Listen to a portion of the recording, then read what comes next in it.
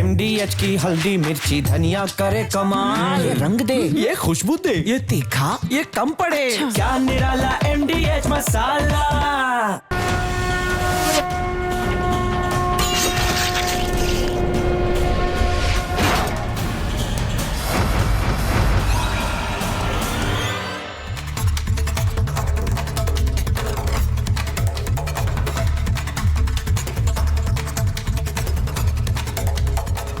दर्शकों नमस्कार, प्रणाम।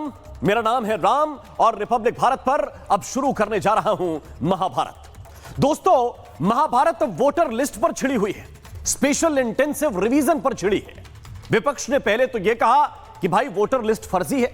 आपको याद होगा कि राहुल गांधी आए थे सामने, कहा कि चुनाव आयोग अपने मनमाफिक वोटर लिस्ट बना देता है, वोटर जोड़ता है, घटाता है, एक साथ लाखों वोट बढ़ा दिए जाते हैं और इसकी वजह से बीजेपी चुनाव एक तरफा जीत जाती है। फिर चुनाव आयोग ने कहा कि वोटर लिस्ट की जांच होगी और सिर्फ जांच ही नहीं होगी, जहां जहां चुनाव हो रहे हैं या होने वाले हैं वहां पर SIR होगा, यानी कि विशेष गहन पुनरीक्षण होगा, फिर से रिवीजन होगा।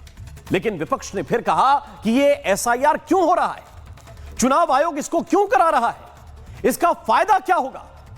चुनाव आयोग ने कहा कि भाई दूध का दूध और पानी का पानी हो जाएगा, मतलब वोटर लिस्ट साफ सुथरी हो जाएगी, सुधर जाएगी, चुनाव भी साफ सुथरा होगा। लेकिन जिनको नहीं मानना होता है ना, उनके मन में एक नहीं 100 सवाल पैदा हो जाते हैं। राहुल गांधी और ममता बनर्जी के बाद अब समाजवादी पार्टी के प्रमुख अखिलेश यादव आरोपों की एक लंबी चौड़ी फेहरिस्त लेकर आए हैं। उन्होंने कहा कि लोकतंत्र की जड़ें हिलाने वाली एक साजिश चल रही है। उन्होंने कहा कि उत्तर प्रदेश और बंगाल में वोट काटने वाली एक साजिश काम कर रही है। बीजेपी और इलेक्शन कमीशन यानी कि चुनाव आयोग ये लोग मिलकर काम कर रहे हैं और बड़े पैमाने पर वोटों में हेराफेरी हो रही है। उन्होंने यह भी कहा कि BLO पर भारी दबाव बनाया जा रहा है। यह जो जांच चल रही है इसमें BLO कोई सहयोग नहीं कर रहे हैं हम लोगों का। यह भी कह दिया कि मुस्लिम और दलित इलाकों में BLO जा ही नहीं रहे, वहां पर पहुंच ही नहीं रहे। वोटर लिस्ट से नाम काटने की कवायद तेज हो गई है और उन्होंने खास बात और कही कि समाजवादी पार्टी की जो जीती हुई सीटें हैं, यानी कि जो हमारे इलाके हैं, उनसे 50-50 हजार वोट जो है वो काटने की साजिश चल रही है और उत्तर प्रदेश में 1.5 से 2 करोड़ नाम काटे जा सकते हैं।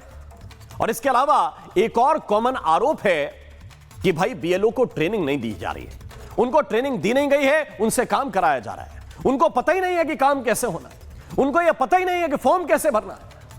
अव्वल तो मैं एक बात आपको बता देना चाहता हूं, क्योंकि चुनाव आयोग ने कहा है कि उन्होंने अपने BLO को पर्याप्त ट्रेनिंग दी है और वो ट्रेनिंग के आधार पर बहुत अच्छा काम कर रहे हैं। लेकिन आप पहले देखिए कि SIR के जिस फॉर्म को ये सियासी लोग बड़ा हुआ बनाकर आपके सामने पेश कर रहे हैं, वो फॉर्म कैसा है, कैसा फॉर्म है, उसमें क्या कोई रॉकेट साइंस इन्वॉल्व है कि भाई ट्रेनिंग नहीं है, बताया नहीं है, उनको कुछ समझ में नहीं आ रहा है। कितनी तगड़ी रॉकेट साइंस इसके पीछे है। वैसे तो आपको यह बता दूं कि करोड़ों फॉर्म भरे जा चुके हैं, लेकिन आपको आज मैं यह दिखाना चाहता हूं कि यह SIR का फॉर्म कैसा है और क्यों इसको हुआ बनाकर पेश किया जा रहा है। यह देखिए, एक फॉर्म मेरे हाथ में है, यह डेमो फॉर्म है। डेमो फॉर्म की एक एक चीज मैं आपको दिखाना चाहता हूं। सबसे ऊपर एक नाम और कॉन्टेक्ट नंबर मिलेगा आपको और ये BLO का है, ये प्रिंटेड मिलेगा। इसमें BLO का नंबर और नाम, आपका BLO कौन है, ये आपको इस पेपर पर सबसे ऊपर मिल जाएगा। यानी कोई दिक्कत हो आप अपने BLO से उस नंबर पर संपर्क कर सकते हैं। फिर आपको ये 2 चीजें मिलेंगी, इसको मैं दिखाना चाहता हूं। इसमें सबसे पहले 3 चीजें आपको प्रिंटेड मिलेंगी। इसमें एक QR कोड है, वो प्रिंटेड मिलने वाला है, सीरियल नंबर है, वो प्रिंटेड मिलने वाला है और जो वोटर का नाम है वो आपको प्रिंटेड मिलने वाला है। मैं साथ साथ वो फॉर्म भी आपको दिखा रहा हूं कि क्या क्या चीजें आपको मिलने वाली हैं। ये प्री प्रिंटेड मिलेंगे, यानी पहले से प्रिंटेड मिलेंगे। आपको करना क्या है, आपको सिर्फ इस जगह पर एक फोटो, अपनी ताजा फोटो, बिल्कुल नई फोटो आपको यहां पर चस्पा करना है। ये आपका पहला काम है, कोई बहुत बड़ा काम नहीं है। इसके बाद आपको भरना क्या है, यह भी बताया जा रहा है कि भाई उनको ट्रेनिंग नहीं दी गई, उनको समझाया नहीं गया।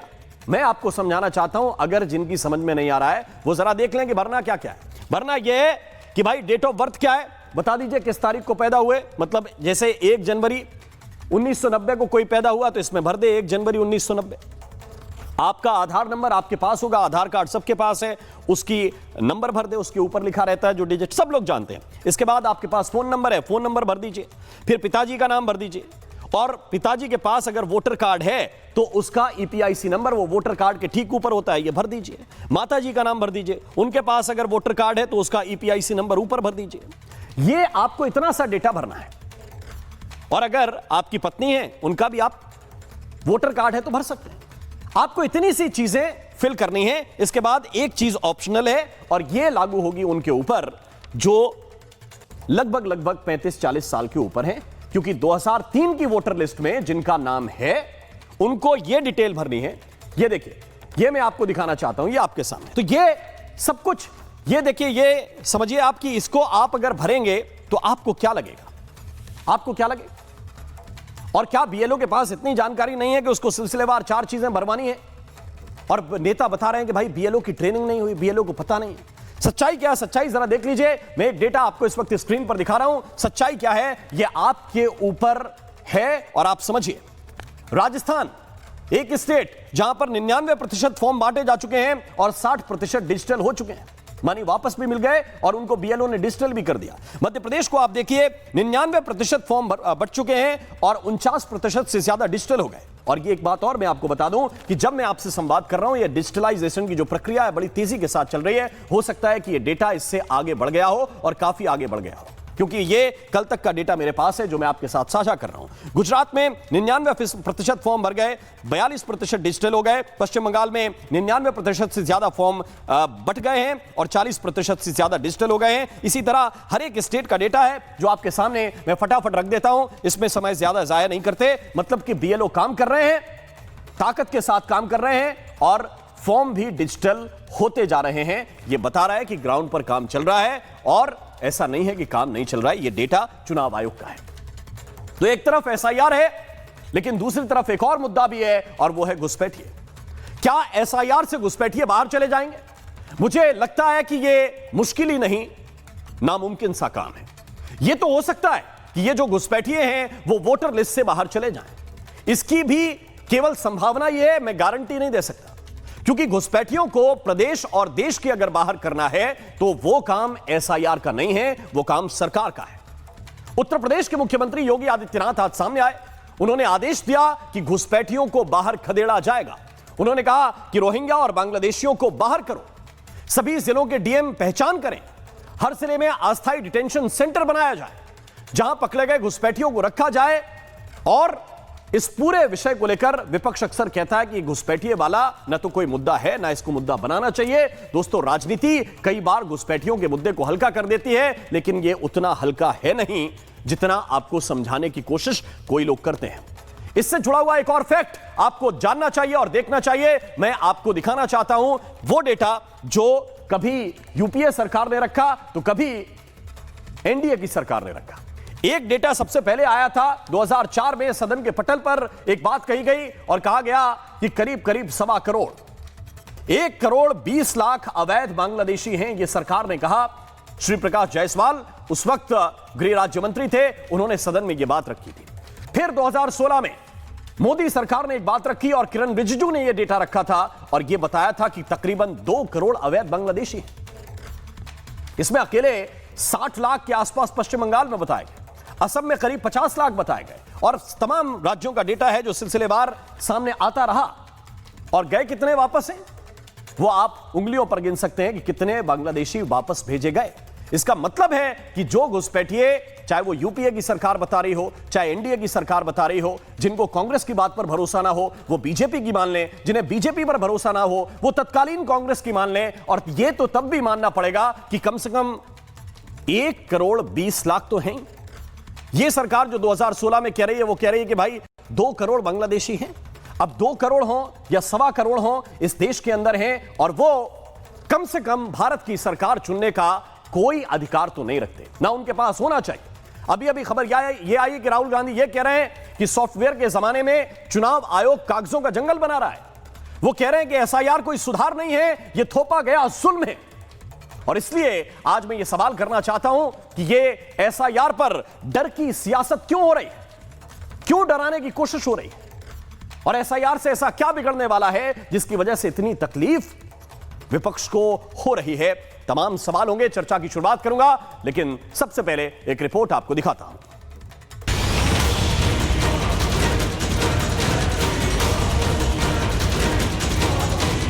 वोट बैंक का स्वार्थ देखिए, कांग्रेस और उसके इकोसिस्टम के लोग घुसपैठियों की वकालत करने में जुटे हैं, उन्हें बचाने में लगे हैं। ये दृश्य आज भी आप देख रहे होंगे। भारत के नागरिक को मताधिकार संविधान प्रदत्त यह अधिकार प्राप्त हो, ये उनकी चिंता नहीं, लेकिन एक घुसपैठिए को प्राप्त हो ये उनकी चिंता है। अभी अभी राहुल बाबा यहाँ आए थे, मालूम है ना आपको? उन्होंने जो यात्रा निकाली थी वो यात्रा घुसपैठियों को बचाने के लिए यात्रा निकाली थी। 2024 की हार के बाद सबसे ज्यादा भारतीय जनता पार्टी और चुनाव आयोग फोकस कर रहा है वेस्ट बंगाल पर और उत्तर प्रदेश पर कि 2024 में जिन विधानसभाओं में समाजवादी पार्टी जीती है उन विधानसभाओं में 50,000 से ज्यादा वोट काट दिया जाए एसआईआर के बहाने। अखिलेश यादव बिहार चुनाव परिणाम उसके बाद से बौखला गए हैं। 2024 लोकसभा चुनाव के बाद से अहंकार से भर गए थे, लेकिन हम लोगों ने मगध भी जीत लिया है और अवध भी जीत लेंगे 2027 में। चुनाव आयोग अगर निष्पक्ष है, चुनाव आयोग अगर नियम सम्मत बात करता है, संविधान सम्मत बात करता है, तो उसे अविलंब रूप से 6 महीने बढ़ा देनी चाहिए कि किसी भी राजनीतिक दल की बात को मानना चुनाव आयोग को एक अच्छा संकेत जाएगा। सेम ये कि बातें तेजस्वी यादव ने चुनाव के 6 महीने पहले की थी, नतीजा देख लिया। भारत के लोगों का पैसा घुसपैठियों के विकास में खर्च नहीं होगा। एसआईआर को ढाल बनाया जा रहा है, एसआईआर वोट चोरी का माध्यम होगी। यही समाजवादी पार्टी और इनकी जो जमात जो एसआईआर का विरोध बंगाल और बिहार और उत्तर प्रदेश में करती है, महाराष्ट्र में बोलती है कि तुरंत एसआईआर करवा दो। 2014 से पहले एसआईआर होते थे तब वो खुश होते थे। समाजवादी पार्टी एसआईआर के पक्ष में है या एसआईआर के खिलाफ है? उनको कांग्रेस के पदचिन्हों पर नहीं चलना। और आइए चर्चा की शुरुआत करते हैं। इस वक्त कुछ खास मेहमान हमारे साथ जुड़े हुए हैं। शहजाद पूनावाला इस वक्त मेरे साथ हैं, बीजेपी के प्रवक्ता हैं। हमारे साथ इस वक्त अनंत विजय जी हैं, वरिष्ठ पत्रकार हैं। अनुराग भदौरिया इस वक्त हमारे साथ हैं, समाजवादी पार्टी के प्रवक्ता हैं। मेरे साथ संजय सरकार हैं, टीएमसी के नेता हैं। और एआईएमआईएम के लीडर शादाब चौहान भी इस वक्त मेरे साथ जुड़ रहे हैं। आप सभी का बहुत बहुत स्वागत है। लेकिन सबसे पहले मैं चाहता हूं शहजाद पूनावाला, आज अखिलेश यादव ने क्या बातें कही वो आपके सामने है। और अभी राहुल गांधी कह रहे हैं कि ये कोई सुधार नहीं है एसआईआर, ये थोपा हुआ जुल्म है। आरोप आपके ऊपर है और चुनाव आयोग के ऊपर है। तो मेरा सवाल आपसे यह है कि क्यों इतना जुल्म कर रहे हैं आप लोकतंत्र के ऊपर? क्यों इतनी सख्ती के साथ ये वोट काट ले रहे हैं? 50-50 हजार जहां अखिलेश यादव के अच्छे वोट पड़े, वो आप लोग क्यों कर रहे हैं ऐसा काम भाई? देखिए, दरअसल जनता जुल्म कर रही है इन परिवारवादियों पर, उनको चुनाव दर चुनाव हराकर। तो जनता पर जो आक्रोश वो उनका है वो दरअसल संवैधानिक संस्था पर उतार रहे हैं। और इसीलिए मैं पूछना चाहता हूँ, देखिए अब ये एसआईआर जो है जिसके ऊपर अखिलेश जी बोल रहे हैं, इसी प्रकार का आरोप लगाते थे। अनंत जी बैठे थे, अनुराग जी बैठे थे, कितनी बिहार पे हमने डिबेट की। अनुराग जी बोलते थे 2 करोड़ वोट काट दोगे, 2 करोड़ वोट काट दोगे। बिहार का मामला पूरा सुप्रीम कोर्ट में गया। अनंत जी, मैं, आप जैसे पत्रकार सब थक गए बोल बोल कर कि यार 2 करोड़ नहीं, चलो 2,000 ही नाम दे दो, चलो 200 ही नाम दे दो। सुप्रीम कोर्ट में फर्जी एफिडेविट दर्ज करवा के आए। इनके 80,000 से ज्यादा बीएलए एक शिकायत नहीं कर पाए। उल्टा मैं आज आपके लिए एक डेटा पॉइंट लेकर आया हूं। आपको पता है जो बिहार में एसआईआर हुआ, राम जी थोड़ा सा पीछे जा रहा हूं ताकि कॉन्टेक्स्ट मिल जाए जी। जो 10 डिस्ट्रिक्ट जहां पे सबसे ज्यादा वोट कटे, पटना, मधुबनी, ईस्ट चंपारण, गोपालगंज, मुजफ्फरपुर, सारण, सीतामढ़ी, गया, इनमें हमारी ज्यादा लीड थी एनडीए की। मतलब कि ज्यादा वोट कटे ना, वो उन जगहों पर एनडीए ने ज्यादा सीटें पाई थी। फिर ये हमने एतराज नहीं किया। अच्छा, इनका एसआईआर पर स्टैंड क्या है जरा आज अनुराग जी से अच्छे से पूछ लेना। अनुराग जी की पार्टी महाराष्ट्र में बोलती है एक टांग पर खड़े होकर कि ये महाराष्ट्र के लोकल चुनाव से पहले एसआईआर कराओ।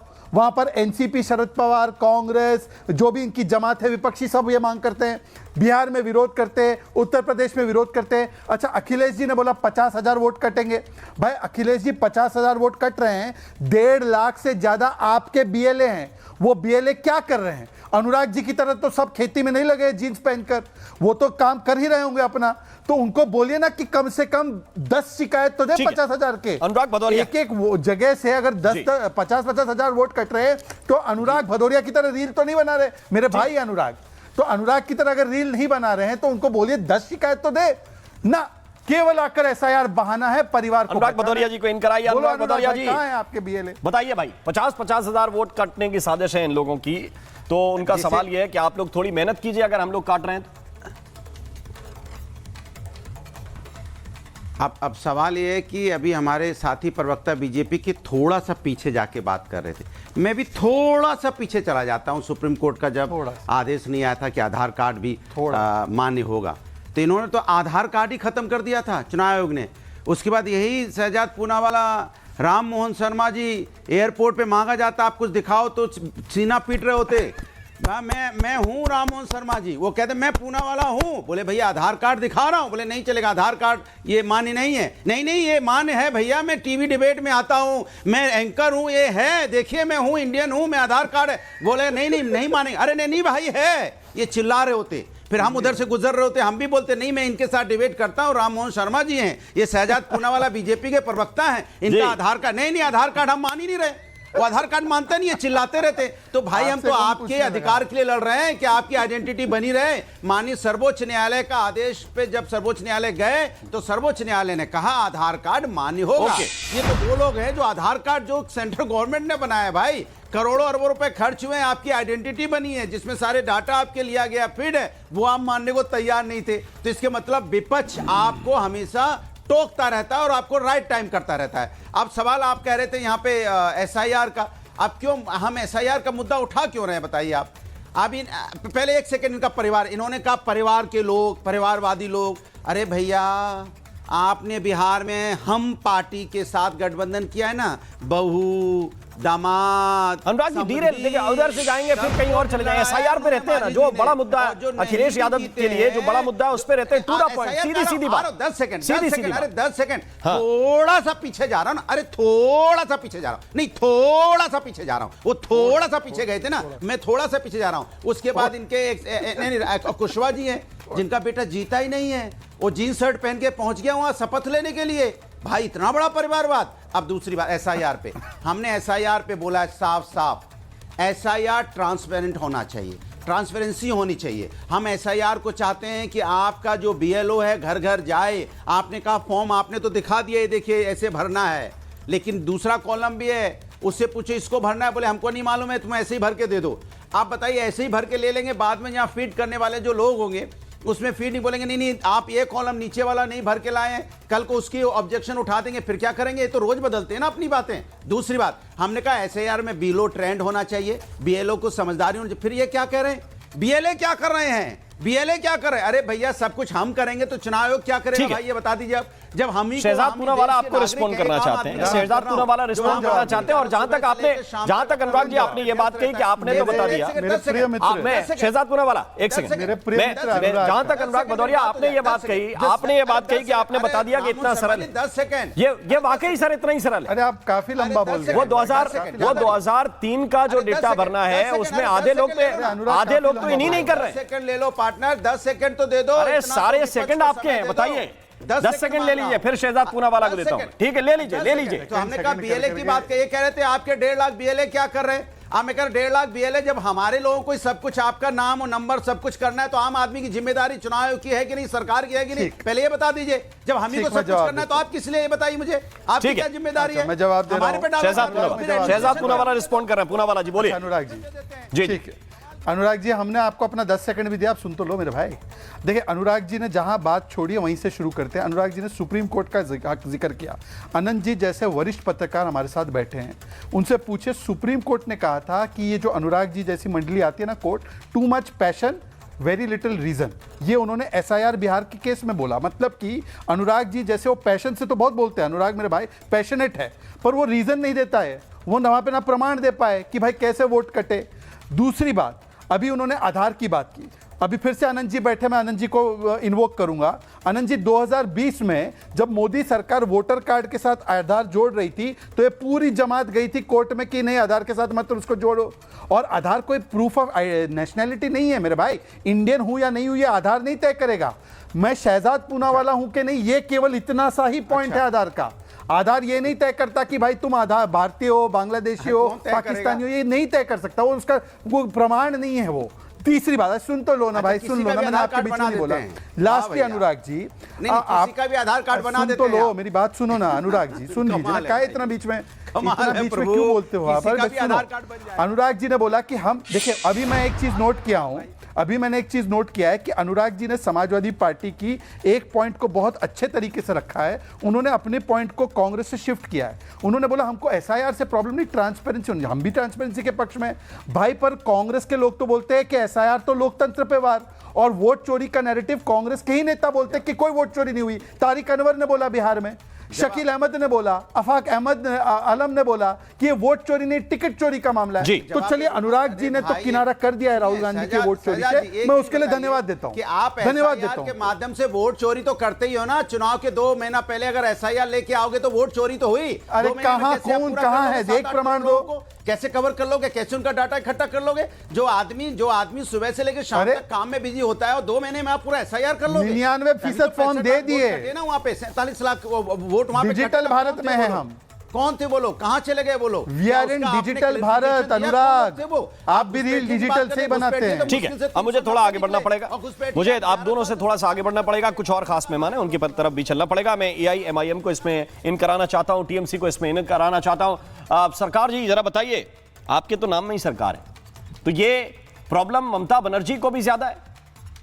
ये SIR के फॉर्म में कोई इतना बड़ा हुआ है, जितनी बड़ी बातें जो है बंगाल की मुख्यमंत्री कह रही हैं कि बहुत प्रेशर कर दिया, बहुत तकलीफ में है हमारे BLO, बहुत कठिनाई में है BLO, ट्रेनिंग उनकी नहीं हुई। अब जरा देखा है आपने फॉर्म, या बिना देखे सारी बातें बता रहे हैं? मैंने अगर 4वीं 5वीं के बच्चे को भी आप ये फॉर्म पकड़ाएंगे और उससे पूछेंगे कि सिलसिलेवार बेटा क्या भरना है, तो शायद वो पढ़ के बता देगा। मुझे एक बात बताइए कि क्या आप लोगों को SIR से प्रॉब्लम है, इस प्रोसेस से प्रॉब्लम है? प्रॉब्लम किस चीज से है? देखिए, सबसे बड़े बात है, हम भी थोड़ा पीछे जा सकते थे, लेकिन अभी पीछे जाने के नहीं, अभी सामने से ही बात करने पड़ेंगे आपको। मेरे को देखिए, आप तो फॉर्म के बारे में बता रहे हैं, वो है देखिए, बीच में मत बोलिए, फिर हम बोलेंगे तो आप उठ के भाग जाइएगा। अब तो भाग जाने वाला इंसान है, हम जब बोलने चालू करेंगे भाग जाते हैं। भागिए मत, आप बैठिए, अब बैठिए, आराम से बैठिए, हम फिर चालू कर दे। बोलिए अब भाग जाइएगा, हम नहीं चाहता भागिए। लोकतंत्र में हम आपको मतलब क्या, लोकतांत्रिक उपाय से भगाएंगे, लाभतंत्र के उपाय से नहीं भगाएंगे। शुरू कीजिए। अरे कोई किसी को नहीं भगा रहा है, भागेंगे केवल घुसपैठिए, भागेंगे केवल बांग्लादेशी। जो भारत के लोग हैं वो यहीं रहेंगे, लिस्ट में भी रहेंगे और डिबेट में भी रहेंगे। चलिए, बहुत बड़े बात बोला राम जी, इसको भी संभाल के आपको फिर लेने पड़ेंगे। मैं एक चीज आपको बोलना चाहता, आप जो फॉर्म के बारे में बताए ना, वो KG के बच्चे भी पढ़ लेता है। आप तो 4-5 के बच्चे के बारे में वो KG के बच्चे पढ़ लेता है। ठीक है। अच्छा, ये बताइए, बंगाल में जो BLO सुसाइड किया है, कि ये तो बहुत बड़ा टॉर्चर था, चुनाव आयोग का टॉर्चर था। लेकिन गुजरात में भी सोमनाथ डिस्ट्रिक्ट कोडाना में एक BLO सुसाइड किया है, तो वहां भी तो शायद चुनाव आयोग का कहीं ना कहीं परेशानी तो डाले उनको ऊपर, तभी ना किया है। सबसे ज्यादा अगर परेशानी कर दिया जाता है तो BLO को ऊपर में कर दिया जाता है। और बंगाल में SIR हो रहा है ना, बंगाल में SIR में मेरे कोई लॉस नहीं है। अगर लॉस आए तो 2003 से 2023 के बीच में जो हिंदू बंगाल से शरणार्थी आए हैं, उनके ऊपर अगर आप थोड़ा भी बॉर्डर में अगर 2 मुस्लिम दिखाएंगे तो 100 हिंदू को भी बॉर्डर से पार होने के लिए आपको देखने पड़ेंगे। ये हकीकत बात है। नंबर 2 में आपको सबसे बड़े बात आज के तारीख में बता के जा रहा हूं, मेरे परेशानी नहीं, भारतीय जनता पार्टी के 3 विधायक है। एक के नाम सपन मजुमदार है, जिसमें 2023 में गोपालगंज, जहां पर हसीना चुनाव लड़ते थे, वहां का मतलब नागरिक था, वहां से लेटर लेके गया। आप ये भारत का नागरिक है, हिंदुस्तान का नागरिक है, बांग्लादेश का नागरिक नहीं है। 2002 में उसको बाप के नाम भी नहीं है, उनके नाम भी नहीं है। अशोक कितनिया जो बंगाल से दक्षिण से विधायक है, उनको बाप के नाम भी नहीं, उनको नाम भी नहीं है 2002 का। हसीम सर का जो हरिंगाटा का विधायक है, उनको बाप के नाम भी 2002 का लिस्ट में, उनको भी नाम नहीं है। ये सब कैसे है आप बता सकते हैं? नंबर 3 में आपको सामने रखना चाहता हूं। नंबर 3 सबसे मतुआ लोग को बोला जा रहा है, आप 800 रुपया दीजिए, आपको सिटीजनशिप दिया जाएगा। पैसा से सिटीजनशिप दिया जाता है क्या? मत कौन बोल रहा? शांतनु ठाकुर। आप बोले घुसपैठी। दिलीप घोष आज क्या बोला मालूम? भारतीय जनता पार्टी। शहजाद पूनावाला आपको रिस्पॉन्ड कर रहे हैं। शहजाद पूनावाला, ओके दीजिए महाराज। नहीं खत्म हुआ तो आजाद पूनावाला क्या जवाब देंगे? अरे नहीं, अब क्या जवाब देंगे ये भी आप डिसाइड करेंगे।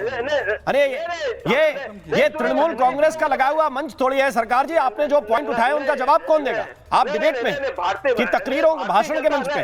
आपने 4 पॉइंट उठाए, 3 पॉइंट उठाए, उनके जवाब कौन देगा? अगर आपको जवाब नहीं लेने तो बात अलग है, लेकिन मैं एक तरफा तकरीरें तो नहीं करवा सकता। अगर आपको जवाब चाहिए तो लीजिए। शहजाद पूनावाला रिस्पॉन्ड कर रहे हैं आपकी बात। 10 सेकंड समय दीजिए, 10 सेकंड। हाँ ले लीजिए, आप भी 10 सेकंड ले लीजिए। पूनावाला जी 10 सेकंड दे दीजिए जी। दे दीजिए, साझा सर 10 दे दीजिए। दिलीप घोष भारतीय जनता पार्टी के जो मतलब उपाध्यक्ष थे, बंगाल का अध्यक्ष भी थे, मेंबर ऑफ पार्लियामेंट, तो बोला घुसपैठी बीएसएफ घुसाते हैं और कहीं ना कहीं यह गृह मंत्री को साथ कहीं ना कहीं लिंक है। ये बात बोला आज के पेपर में निकले, अगर वो प्लीज चाहिए तो। अरे भाई लिंक है, मैं तो बता रहा हूं आपको। देखिए आप डेटा पढ़ के आते नहीं, परेशान होते हैं। 2004 में जो सरकार ने डेटा दिया, यूपीए की सरकार के तत्कालीन गृह मंत्री बता रहे थे कि 1.25 करोड़ बांग्लादेशी यहां पे अवैध आए। ये 2016 में जब नरेंद्र मोदी प्रधानमंत्री बने उसके ठीक 2 साल के बाद जो डेटा आया वो 2 करोड़ के आसपास का था। तो ये कौन घुसा रहा है, ये कौन पैसा लेता है, इसका कौन पैसा लेता है? तो फर्जी बातें तो कीजिए नहीं, है ना। ये प्रॉब्लम सीरियस है, इसको सीरियस अगर आपको नहीं समझना है तो आपका अपना विवेक है, अपनी प्रॉब्लम है। लेकिन जो पॉइंट आपने रेज किए, शहजाद पूनावाला उस पर रिस्पॉन्ड कर रहे हैं। पूनावाला जी बोलिए। देखिए ऐसा है राम जी, मैं आपसे और अनंत जी से एक रिक्वेस्ट करता हूं जी। आप लोग जो है मीडिया वाले क्या करते हो, टीएमसी के बड़े नेताओं का बाइट लेते हो, वो एक स्टैंड लेते हैं और डिबेट में आने वाले टीएमसी या समाजवादी पार्टी के नेता एकदम कॉन्ट्ररी स्टैंड लेते हैं। मैं आपको उदाहरण देता हूं। जयप्रकाश मजूमदार वाइस प्रेसिडेंट है, टीएमसी के बड़े नेता है, उन्होंने बोला कि ये राहुल निकम्मा है, राहुल गांधी चुनाव हार गया बिहार में, ये राहुल को बदलो और हम इंडिया अलायंस का नेतृत्व करेंगे। भाई अगर वोट चोरी से आ रहे तो राहुल को काहे गाली दे रहे हो? क्यों फिर बोल रहे हो कि राहुल हटाओ और ममता जी को लाओ? क्या स्टैंड है आपका कि वोट चोरी हुआ है नहीं हुआ? राहुल निकम्मा है या वोट चोरी हुआ है? भाई मैंने आपके बीच में बोला राम जी एक एक करके संजय सरकार ये बाबरी वाले मुझे बोलने नहीं दे रहे, ये बाबरी वाले मुझे बोलने नहीं दे रहे। राम जी संरक्षण चाहता हूँ, ये बाबरी वाला बोलने नहीं दे रहा है, एक हुमायूं कबीर वाला बोलने नहीं दे रहा। बोलने दीजिए। देखिए ये बाबरी बनाते क्या बोल रहे हैं, क्या बोल रहे हैं? एसआईआर पे क्यों बात नहीं कर रहे? एसआईआर पे बात कीजिए। बाबरी वाले जी, अरे बोल दे दो ना, आप मुझे दूसरी बात बोलने दो। हाँ मैं बोल दूं। देखिए शहजाद जी बोलिए। जो मिस्टर बाबरी है, इन्होंने अभी मिस्टर बाबरी ने अभी बोला है, मिस्टर बाबरी ने बोला कि इसका सुसाइड हो गया, हाँ जी बतौरिया जी। एक मिनट रुक जाइए, मैं आपके पास भी आ रहा हूं, पहले इस बात का जवाब हो जाए। भाई बंगाल में क्या प्रॉब्लम है? शहजाद पूनावाला रिस्पॉन्ड कर रहे हैं, मैं आ रहा हूं। नहीं, वो बाबरी बनाने के लिए बहुत उत्सुक है। बाबरी नहीं, राम मंदिर बना है, कान खोल के सुन ले। ये हुमायूं सुन ले, हुमायूं कान खोल के सुन ले। अब सुन लीजिए मेरी बात जी। राम जी मैं अपनी बात रखूं क्या? राम जी अपनी बात रखूं क्यों बीच में? ये राम जी इनको बोलिए चुप रहे, मेरी बात। ठीक है, ट्रैक से डीरेल मत होइए प्लीज, ट्रैक से डीरेल नहीं। एसआईआर पे बात करें, एसआईआर पे। शहजाद पूनावाला रिस्पॉन्ड कीजिए। मैं अपनी बात रख दूं जल्दी थोड़ा। मैं एसआईआर पे ही हूं। अरे संजय सरकार जी थोड़ी देर चुप हो जाइए ना भाई, चले जाते हैं, बात कैसे आगे बढ़ेगी? पूनावाला बोलिए। अरे बाबर के खानदान से कौन है? अभी मैं पूरा निकालूंगा, पूरा तो कहां से निकलेगा? छोड़ दीजिए ना, छोड़ो। अब मैं बात अपनी पूरी करना चाहता हूं। राम जी देखिए, ये बंगाल में जो टीएमसी है ना, हर चीज जो हो रही है ना वहां पे एसआईआर से लिंक कर रही है। मैं आपको बताता हूं। इन्होंने बोला काकोली सरकार का केस, अब काकोली सरकार का सुसाइड नोट है कि कोई जिम्मेदार नहीं है। अभी इन्होंने केरला में अनीश जॉर्ज का केस, कांग्रेस वालों ने आके बोला कि लेफ्ट ने धमकी दी इसलिए अनीश जॉर्ज ने सुसाइड किया। और जो बीएलओ है उनकी तो प्रोटेस्ट ये चल रही है कि फिराद हकीम कभी हाथ पैर तोड़ने की बात करता है, कभी इनका कूच बिहार का व्यक्ति टीएमसी का बोलता है कि मैं लटका दूंगा। ये तो बीएलओ उनसे प्रताड़ित है, इनके बीएलओ इनसे प्रताड़ित है। इनसे पूछिए क्यों प्रताड़ना कर रहे हैं इनकी? लिखा है मेरे मौत के लिए, मेरे सुसाइड के लिए इलेक्शन कमीशन। आप पहले बताओ कि आप बाबरी क्यों बनाना चाहते हैं? आप राम मंदिर के साथ, बाबरी के साथ। मैं शादाब को भी इन कराना चाहता हूं, अनंत विजय जी को भी इन कराना चाहता हूं। शादाब मेरे साथ इस वक्त जुड़े हुए हैं, शादाब चौहान। एक सीट का मैं आपसे जिक्र करना चाहता हूं। बिहार की एसआईआर का यहां पे जिक्र हुआ। आप लोगों ने भी, आपके नेता ने कहा कि एक सीट थी आपकी अमौर, और इस सीट पर 900 वोट जो है वो गलत तरीके से कट गए थे। आपके नेता ने कहा, असदुद्दीन ओवैसी ने, कि हमने उन 900 वोटों के लिए फिर से अप्लाई किया और वो सारे वोट फिर जुड़े, उन्होंने वोट किया। इसका मतलब क्या निकाला जाए? चुनाव आयोग सुनवाई कर रहा है, चुनाव आयोग बात कर रहा है, या चुनाव आयोग एक तरफा मुसलमानों के वोट काट दे रहा है? देखिए राम मोहन जी, जब एसआईआर डिक्लेयर किया चुनाव आयोग ने, हमने तुरंत जब उसमें जो चीज जटिलताएं थी, हम सुप्रीम कोर्ट भी गए और बैरिस्टर असदुद्दीन ओवैसी साहब ने मुख्य चुनाव आयुक्त से दिल्ली में मुलाकात भी की और जो अपने कंसर्न थे कि भाई ये होना चाहिए डॉक्यूमेंटेशन के रिगार्डिंग से जो भी इश्यूज थे उसको रखा। और जब वहां पर हमारे 900 लोगों के आमोर कॉन्स्टिट्यूंसी में वोट कटा, जो लोग मौजूद थे, ना उनका डबल वोट था ना वो माइग्रेट किए थे, हमने डेटा दिया तो 900 वोट बढ़े। किसी दूसरी पार्टी ने वो काम नहीं किया। उत्तर प्रदेश में एसआईआर की प्रक्रिया हो रही है, हमारे 3000 वॉलंटियर उसमें पार्टिसिपेट कर रहे हैं और चुनाव आयोग का यह अधिकार है कि वो एसआईआर कराए। लेकिन हम बात करें पारदर्शिता और सिस्टम की बात कर रहे हैं। मैं प्रैक्टिकल बात कर रहा हूं, मैं हवा में बात नहीं कर रहा हूं सर। ये बात फैक्ट है कि बीएलओ ट्रेंड नहीं है। उत्तर प्रदेश की सरकार बड़ी बड़ी बातें करती है, सिर्फ 14% अभी फॉर्म डिजिटलाइज हुए हैं उत्तर प्रदेश में। इतना बड़ा प्रदेश है और 11 दिन में 86% हो जाएंगे। क्या गारंटी है? क्या जल्दबाजी में गड़बड़ी नहीं होगी? क्या नेटवर्क एरर या कई सारे इश्यूज नहीं आएंगे?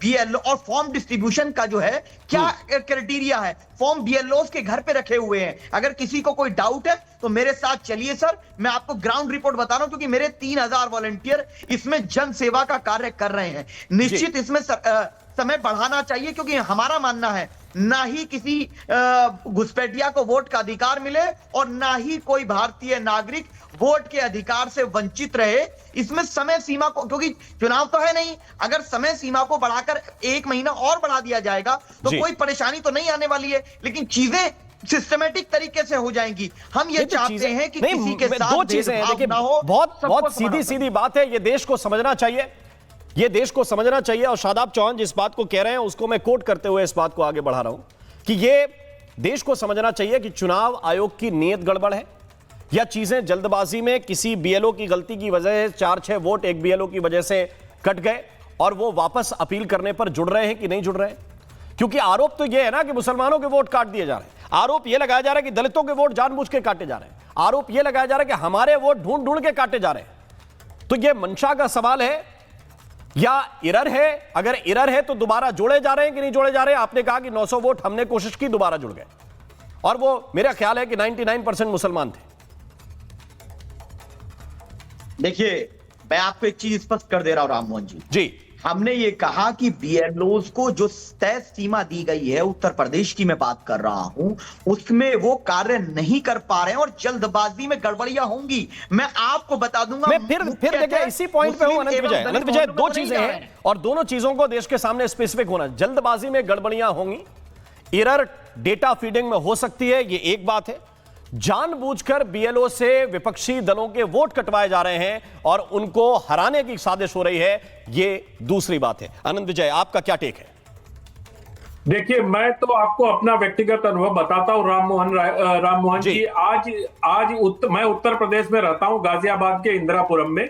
पिछले 15 दिन से बीएलओ हमें, हमारे परिवार को चेज कर रहे हैं कि आप अपना फॉर्म भर दीजिए।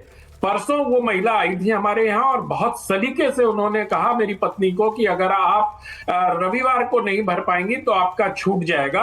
और इतना आसान है ये। अरे सादा भाई चुप रहो यार। अरे भाई बोल लेना ना, आपके समय में तो मैं बोला नहीं। क्यों अपने संस्कारों का बेवजह परिचय देते हैं आप सार्वजनिक रूप से? मैं सिर्फ इतना कह रहा हूँ कि वो बोल देता हूँ, कभी कभी ठाकुर हूं ना, कभी कभी बोल देता हूँ, ठाकुर हूँ, क्षत्रिय हूं ना, तो जब झूठ सुनता हूं तो बोल देता हूं। शादाब चौहान, मैंने डिबेट को आप क्यों अच्छा खासा मूड, आप क्यों टेम्पो बिगाड़ना चाहते हैं डिबेट? अब ठाकुर तो बोल देता हूं, ये क्या है? ठाकुर तो बोल देता हूं, लाइटर नोट पे बोला नहीं, तो लाइटर नोट मत लीजिए ना, डिबेट में इतना लाइटर होने की आवश्यकता नहीं है। आपके नाम में लगा हुआ है शादाब चौहान। अभी कोई दूसरा इनको ठाकुर बोल देगा, क्या आप मुसलमान हैं? फिर आप बता रहे हैं कि आप ठाकुर हैं। मैं कह रहा हूं दूसरा कोई व्यक्ति ठाकुर बोल देगा तो ये कहेंगे कि हमें ठाकुर, ये सामंतवादी हो गया। ये सामंतवादी लोग दलितों को जीने नहीं देते, ये भी एक नैरेटिव है। लेकिन विषय पे आते हैं अनंत विजय, क्विक। मैं आपके और आपके दर्शकों का समय बर्बाद नहीं करना चाहता। मैं सिर्फ ये कह रहा हूं कि वो जो बीएलओ आए हैं, मैं 2 सोसाइटी में 2 उदाहरण दे रहा हूं। आज संडे के दिन 11 साल पहले मैं जहां रहता था वहां से बीएलओ ने मेरा नंबर मेरे पड़ोसी से लेके मुझे फोन किया कि आप इस मकान नंबर में आपका वोटर आई कार्ड बना हुआ है, मतदाता सूची में आपका नाम है, क्या आप यहाँ रहते हैं? मैंने उनसे अनुरोध किया कि मैं नहीं रहता हूं, मेरा नाम वहां से काट दीजिए। उन्होंने 3 बार इस बात को रिकन्फर्म किया, क्या आप सचमुच अपना नाम कटवाना चाहते हैं? मैंने फिर उनको बताया कि मैं दूसरी जगह शिफ्ट हो गया और मेरा वोट यहाँ है, कृपया उस वोट को काट दें। मैं 4 बार फॉर्म 6 दे चुका हूं लेकिन वो कटा नहीं। तो ये जब लोग कहते हैं कि वो ट्रेंड नहीं है, तो मुझे लगता है ये ट्रेंड न होने की बात बेवजह की फैलाई हुई बात है। और बिहार में ये सिद्ध भी हुआ, बिहार से अधिक समय उत्तर प्रदेश को दिया जा रहा है, बिहार से अधिक समय बाकी सारे राज्यों में दिया जा रहा है। बिहार में 65 लाख लोगों के नाम कटे, 65,000 लोगों की आपत्तियां नहीं आई।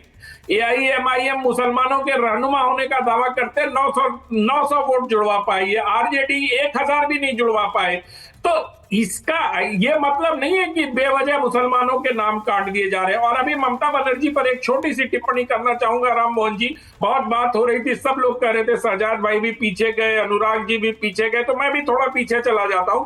2005 और 2008 में ममता बनर्जी का ऑन रिकॉर्ड बयान है लोकसभा के पटल पर, जहां उन्होंने कहा है कि बांग्लादेशी घुसपैठिए पश्चिम बंगाल के लिए डिजास्टर है। डिजास्टर शब्द उपयोग किया है ममता बनर्जी ने, और कोई भी लोकसभा के रिकॉर्ड को उठा के इसको देख सकता है, सरकार साहब भी देख सकते हैं, वहां इनकी डिबेट पड़ी हुई है। तो अगर 2005 और 2008 में बांग्लादेशी घुसपैठिए डिजास्टर थे, और अब किस मौजूदा हुकूमत अगर उन डिजास्टर को दूर करने का प्रयास कर रही है, तो ममता बनर्जी को तो सपोर्ट करना चाहिए। लेकिन वहां तो चक्कर है मुस्लिम वोटरों का, नहीं, चक्कर नहीं, क्योंकि चक्कर अगर सीधा है। आप ये सारा ताना बाना नहीं बनाएंगे डिजास्टर तो थे आप वो वोटर हो गए, कंसोलिडेशन नहीं कर पाएंगे। जो डिजास्टर थे वो वोटर हो गए। और अगर वोटर हो गए तो डिजास्टर कैसे हो सकते हैं? 2 सीधी बातें। और ये संजय सरकार सीधा सवाल आपसे, अनुराग भदौरिया ऐड ऑन करना चाहते हैं। 1 मिनट रुक जाइए। अनुराग भदौरिया कुछ कहना चाह रहे हैं, पहले उनके पास फिर सरकार जी के पास। भदौरिया जी बोलिए। देखिए अनंत विजय जी पीछे जाते जाते कम से कम 20 साल पीछे चले गए। इनकी तो आदत हो गई है, इतिहास के मुर्दों को भी चैन में नहीं रहने देते, तो भविष्य को कैसे चैन में रहने दोगे आप? 20 साल पीछे जाके बात करोगे तो 20 साल पहले उन्होंने बात कही थी कि बांग्लादेशी हमारे डिजास्टर है, तो सोचो। और उस पर आज उन्होंने कब बोला कि बांग्लादेशी को नागरिक बना दो? क्या बोला उन्होंने? ऐसा बोला कि बांग्लादेशी को नागरिक बना दो? ये आप नैरेटिव गढ़ने की कोशिश करते हैं। हमारा सीधा सा कहना है, आपके यहाँ पारदर्शिता नहीं है, आप यहाँ पे ट्रांसपेरेंसी नहीं रखते। एक देखिए आपके प्रवक्ता क्या है, आप तो अघोषित प्रवक्ता है बीजेपी के। दूसरे जो बीजेपी प्रवक्ता है वो संजय सरकार जी को बता रहे हैं बाबर के खानदान से। अगर बाबर का खानदान खोजा जाएगा तो कौन निकलेगा इस डिबेट में, आप भी अच्छी तरह जानते हैं। तो मतलब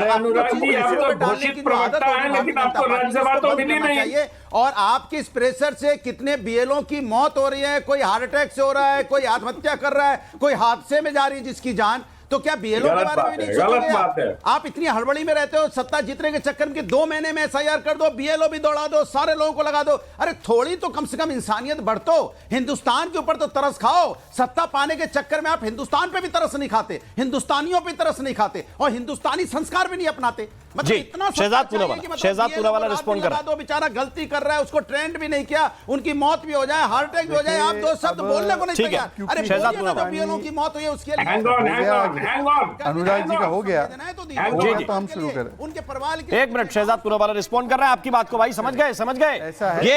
ये अच्छा लगता है। लेकिन अगर आधिकारिक स्टैंड केवल इतना ही होता तो शायद चुनाव आयोग भी आपकी बात को कंसीडर कर लेता। 4-6 दल केवल यही बात लेके जाते हैं कि भाई हमारा बीएलओ से बहुत प्रेम है, बीएलओ अच्छे लोग हैं, उनको 15 दिन 20 दिन दे दीजिए, तो शायद चुनाव आयोग आपकी बात मान लेता। लेकिन आप क्या कहते हैं, चुनाव आयोग बीजेपी के साथ मिला है। चुनाव आयोग हमारे 50,000 वोट काटने के लिए तलवार लेकर बैठा है। अपने से नहीं, लेकिन नैतिक फिर बात नैतिकता की कहते हैं। हम बोलेंगे उनको संवेदनाएं दो, हम बोलेंगे उनके परिवार के बारे में। अरे हम तो कह रहे हैं ना भाई, संवेदना है तो संवेदना का सवाल लेके जाइए ना। आप संवेदना को साजिश से जोड़ देते हैं। साजिश और संवेदना 2 अलग-अलग चीजें हैं ना भाई।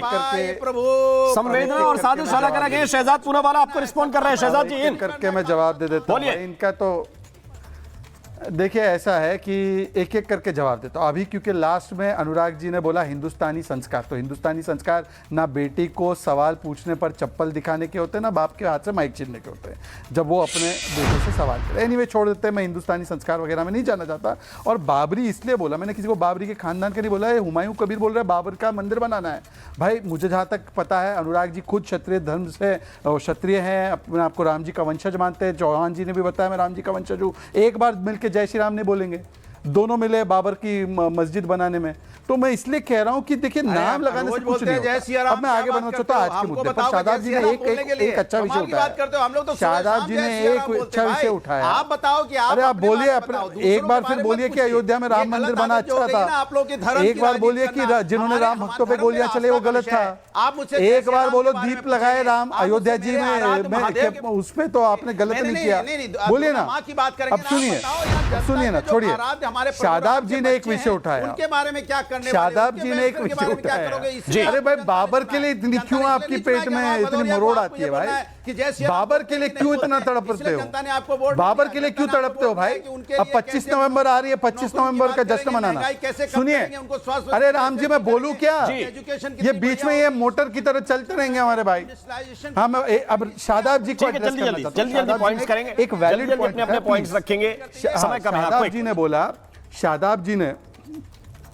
जी ने बोला कि 14 या 15% डिजिटाइजेशन हुआ। पर मेरे भाई शादाब जो राम जी के वंशज भी है वो ये भी जानते हैं कि 2003 से पहले जब डिजिटाइजेशन होता था, डिजिटाइजेशन ही नहीं होता था एसआईआर में, तब तो डिजिटाइजेशन ही नहीं था।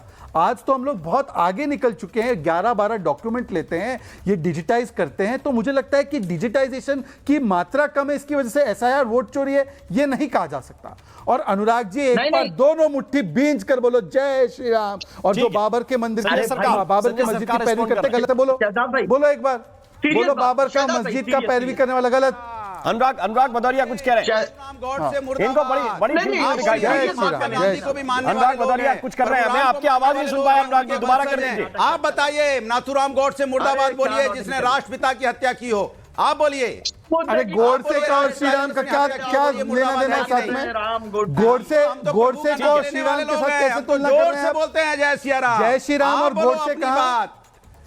जय श्री, तो बहुत अच्छी बात है, बोलते रहो। 25 तारीख को धर्म की राजनीति नहीं करना, एक बार अपने सांसद को भेजना, एक बार सांसद को मंदिर भेजना, क्या देश के एक बार सांसद को मंदिर भेजना, ठीक है संजय सरकार, इसको गोली मारने वालों को, आतंकवादी को आप एक बार सांसद को मंदिर भेजना। संजय सरकार को इनकराइए प्लीज।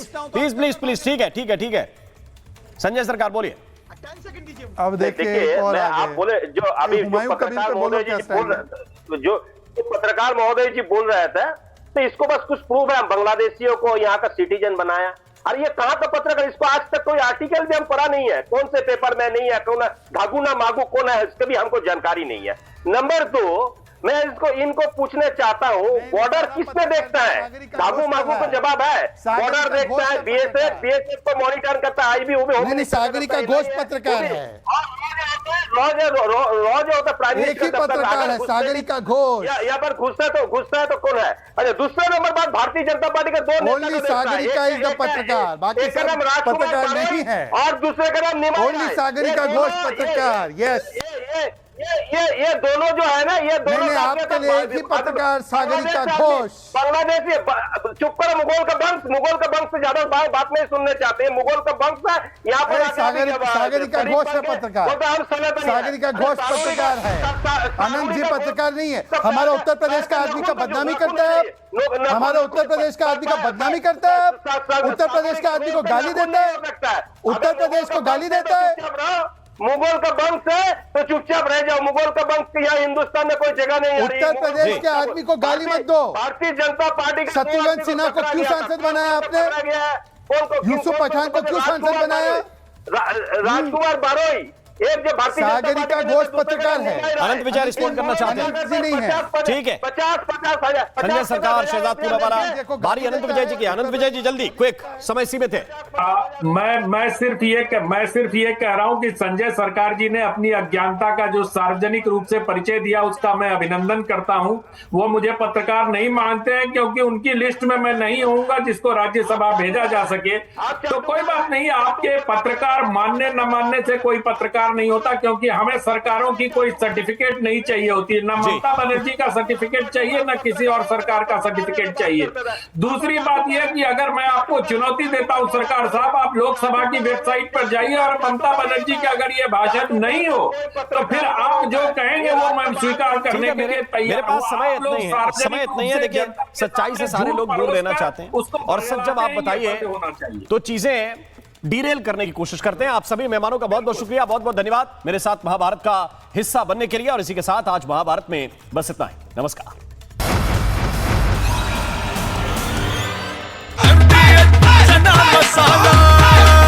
अब छोलिया हो या लोबिया, सफेद चने या काले चने, सब कुछ मजेदार बने। MDH